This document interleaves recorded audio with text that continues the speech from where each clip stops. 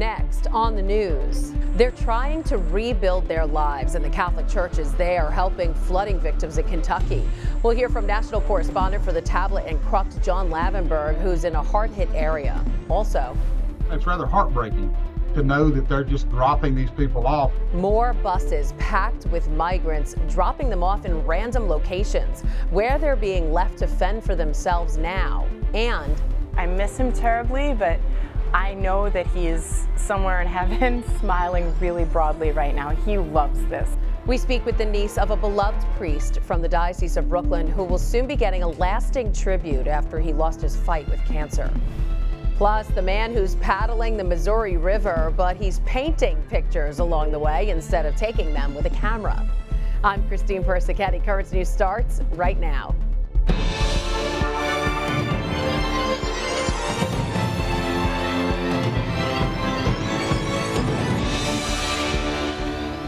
It's been weeks since the storm, but there's still widespread devastation as flooding victims in Kentucky try to piece their lives back together. And the Catholic Church is rolling out donated relief items to help those who need essential items like food and clothing.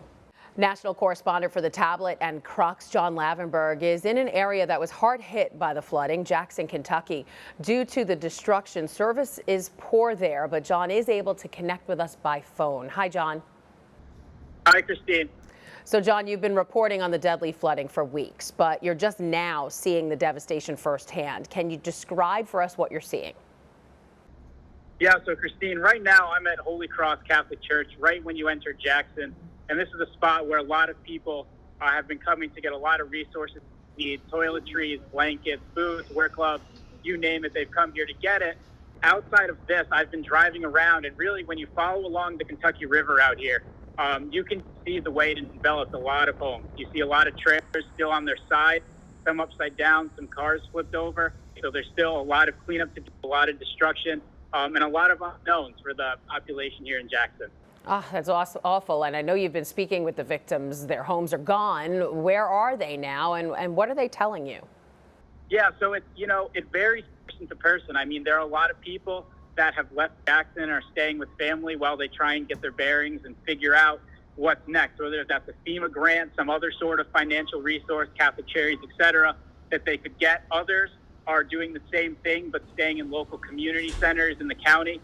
And then there are some who are, just staying in tents on their properties, not wanting to leave their belongings. And I'm actually with someone now named Brandy, who she's staying in a tent up on higher ground with her 5 children and 1 grandchild. And so, Brandy, I just wanted to ask you, what have you experienced, not just this flood, but last year as well? And then what is your family's current situation?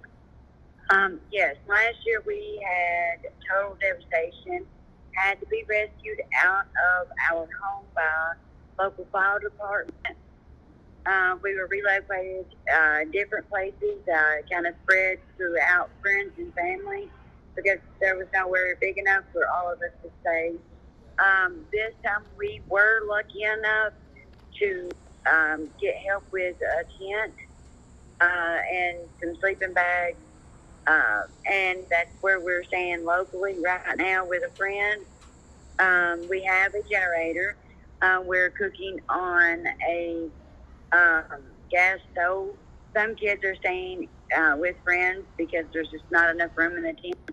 So it is very scary because we have had total devastation, lost everything.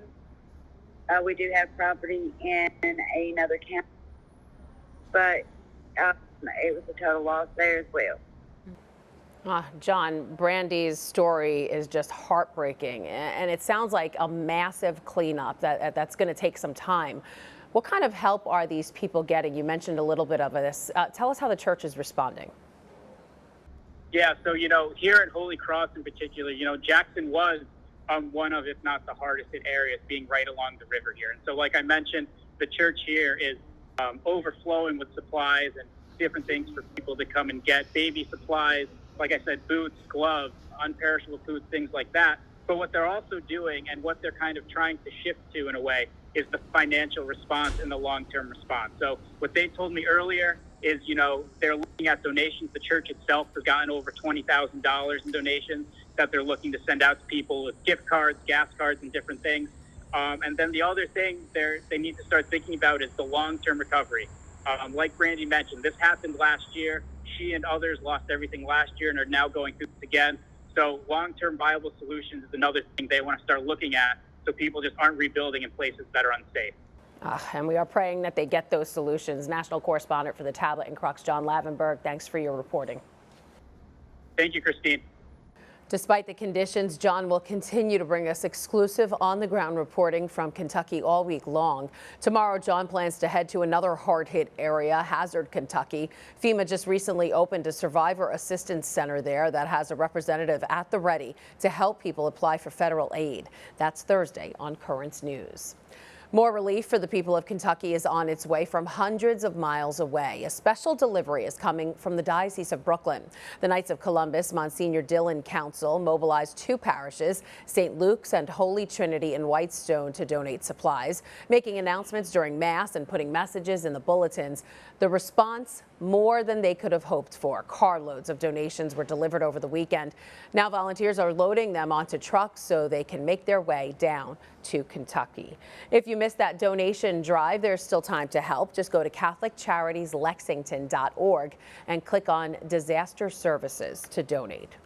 Turning now to the border crisis being exported to states across the country. Texas Governor Greg Abbott's decision to bus migrants to the Northeast and New York City is causing a stir everywhere, but especially in Tennessee. Chattanooga has been serving as a pit stop. These people are being put in situations where they might be harmed. I mean, we're not getting a lot of communication. We're not getting a lot of accurate news, and that's concerning.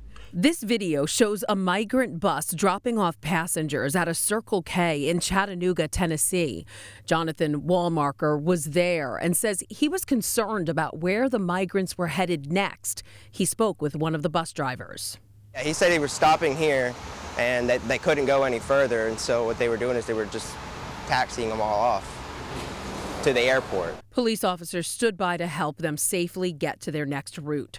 According to an officer, these are legal migrants seeking asylum. The bus contained a mix of people from different countries heading to southern states like Georgia and Alabama instead of D.C. and New York.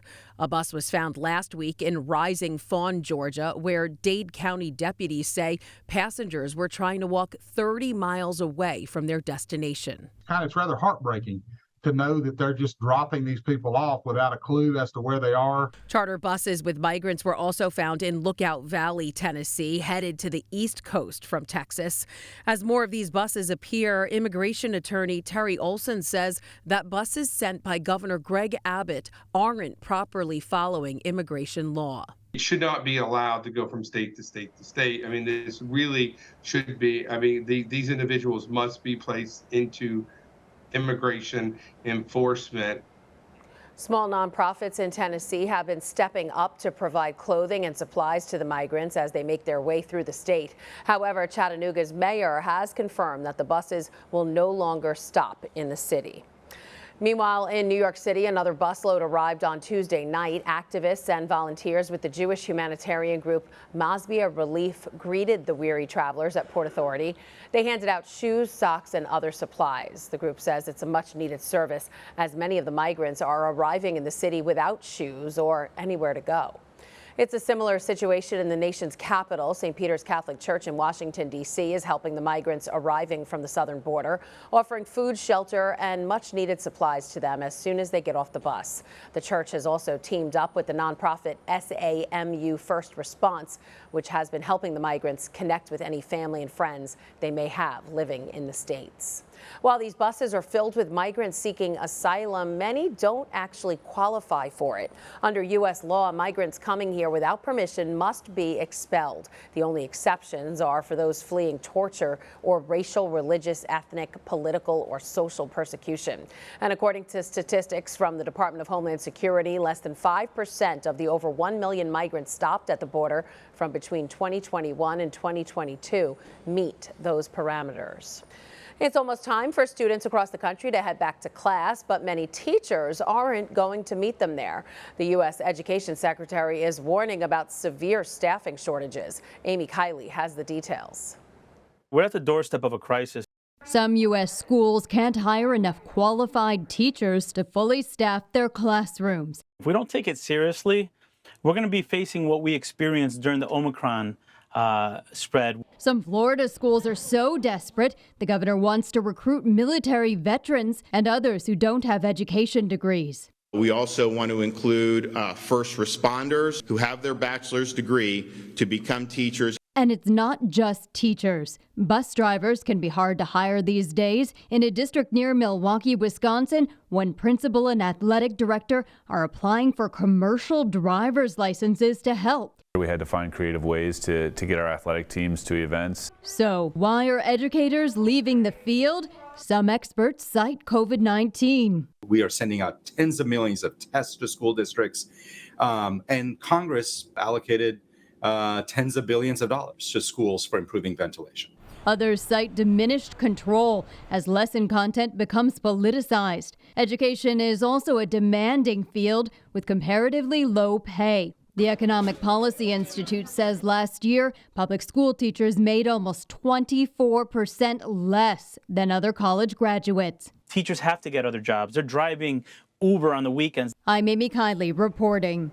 There's a lot more news headed your way. This weekend, there will be a new street in New York City named for a priest that served the community in sickness and in health. Finally, a final step that could put hearing aids behind the counter this fall. There are now some big changes to the tablet website. You can get personalized access to the Catholic news you value. Sign up for free at thetablet.org.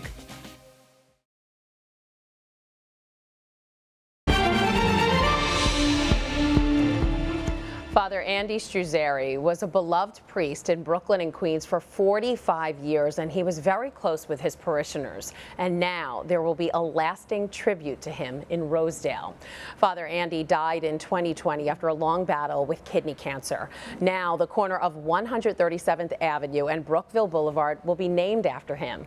His niece, Chiara Montalto Giannini, joins us ahead of this Saturday's event. Welcome. Thank you. Thanks so much for being here. Everybody loved Father Stuzzari, and it's a big deal to have a street named after you. How did it come about?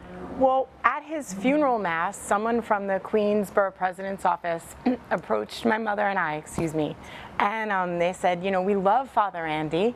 He's done so much for the community. We'd love to have a street named for him. And we said, great, that's great, and kind of put it in the back of our minds, you know, and then all of a sudden we were contacted by Father Daniel Kingsley, who's now the new pastor at St. Clair's, that the borough president had reached out and they set this up. That's really so beautiful. Nice. So he didn't just touch the hearts of Catholics, it was everybody in Queens, which is really nice. And I know he served for about 4 decades in Brooklyn and Queens. Last was as pastor of St. Clair's, as you said, in Rosedale. So what kind of legacy did he leave behind? He really leaves a legacy of love and of just reaching out to one another and encountering one another, listening to one another, and trying to help each other, trying to just be present and help one another. Actually, a longtime friend and mentee of my uncle's set up a really beautiful memorial endowment in his name. Oh, nice. That is to help immigrants and refugees and people in Brooklyn and Queens who maybe are having some financial difficulties with small one-time grants. So I know a lot of people have been contacting you about your uncle and telling you some stories. Is there one story that kind of stands out you could share with us? I really love the story of this person who's now a detective in the NYPD and a friend of mine. He was deployed in the military, and I believe in Afghanistan, from a young man from Brooklyn, and that was a hard thing. So he called the local priest. He called my uncle from abroad. Oh, wow. And they struck up a conversation and they developed this friendship over the phone ultimately, you know, they would talk, I don't know, every week, every couple of weeks. That's so sweet, and to hear those stories must be so comforting. Tell us, what did your uncle mean to you personally? Well, he was just the best, you know. I mean, he really was. We used to say that we were peas in a pod. He had a really great, warm way about him and a really silly sense of humor.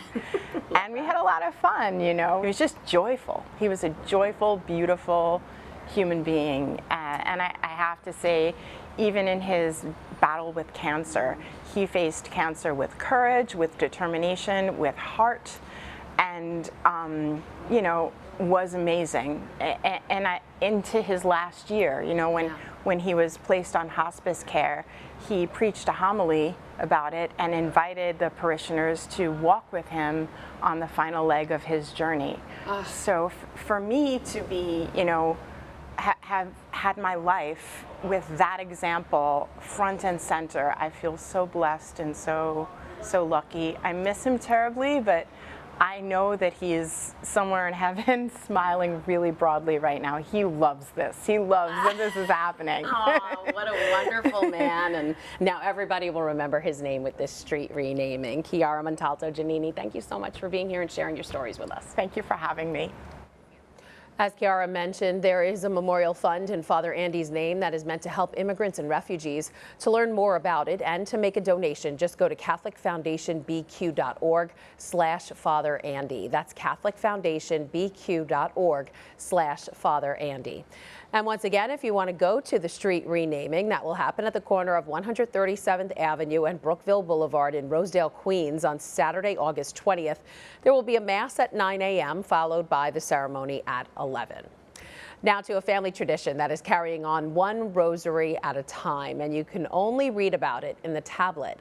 Maria Panis learned the skill from her mom when she was just 7 years old, but after decades of making the decades, she is teaching others her trade and simultaneously bringing them closer to God. The ministry she started at her parish in Queens is a force to be reckoned with. They made more than 50,000 rosaries last year alone. And you can't miss this either. Tradition and history is steeped in the First Church on Long Island. The Cathedral Basilica of St. James just recently celebrated 200 years of passing down the faith to Catholics in Brooklyn and Queens. And the Mass in honor of its bicentennial anniversary was just as grand as the Cathedral Basilica itself. Check out the pictures of the Mass that drew hundreds. Be sure to pick up the tablet this weekend to read more about these stories. If you want future papers delivered right to you, just subscribe online at thetablet.org. And if you'd like to relive the 200th anniversary Mass for the Cathedral Basilica of St. James, Net TV will re-air the milestone event this Saturday. The televised Mass starts at 7 p.m. and runs until 9 p.m. Again, that's this Saturday, August 20th at 7 p.m. While you're at it, be sure to watch Net TV's documentary, The Story of the Cathedral Basilica of St. James. It delves into the history of the 200-year-old parish, as well as the history of the diocese. You can find it right here on Net TV this Saturday, August 20th at both 2:30 p.m. and 9 p.m. The FDA has now finalized a rule that will allow retailers to sell hearing aids for some adults over the counter. The devices aren't always covered by insurance, and they haven't been easy for people to get. Mandy Gaither explains how this decision may help change all that. It's an historic FDA ruling for people over the age of 18 with mild or moderate hearing problems. By mid-October, hearing aids that might help them will be available over the counter. We have one set of ears, so it's incredibly important that we treat them well. The decision will allow people to buy hearing aids directly from stores or online without a medical exam or prescription. The FDA says close to 30 million adults in the U.S. may need the devices. The agency says this rule will make getting the devices easier and more affordable. When hearing isn't managed appropriately, it can have all sorts of consequences, from feelings of social isolation to anxiety, to depression. The Cleveland Clinic's Dr. Sarah Sidlowski, who's president of the American Academy of Audiology, calls this a wonderful first step, but says over-the-counter hearing aids won't be the final step for many, especially those who have more significant hearing problems. Anytime that someone questions how it feels, how it sounds, whether their hearing perhaps is only in one ear or happens suddenly, or if they have any kind of drainage, they should absolutely bypass over-the-counter hearing aids and come directly to an audiologist. I'm Mandy Gaither. Still to come on Currents News, the Cathedral of Baseball, Yankee Stadium. But kids from Brooklyn took to the field, and it's not their first time. Plus, another feat, this guy could be the king of multitasking. The longest river in the United States and the most dangerous. That didn't stop one man from paddling down it while painting.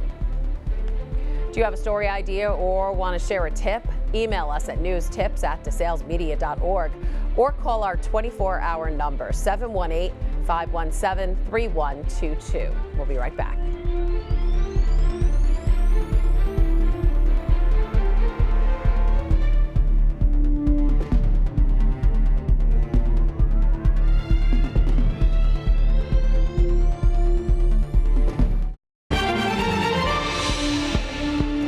It's the dog days of summer, and that could only mean one thing: baseball. Children from the Diocese of Brooklyn got a taste for the major leagues at the Cathedral of Baseball.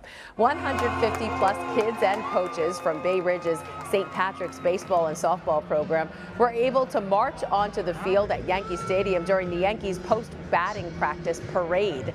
That may seem like a once-in-a-lifetime feat, but it's something St. Patrick's does a lot. The kids are basically pros. Earlier this summer, they were out on the field again, that time enjoying an outing with the Brooklyn Cyclones at Maimonides Park. How fun.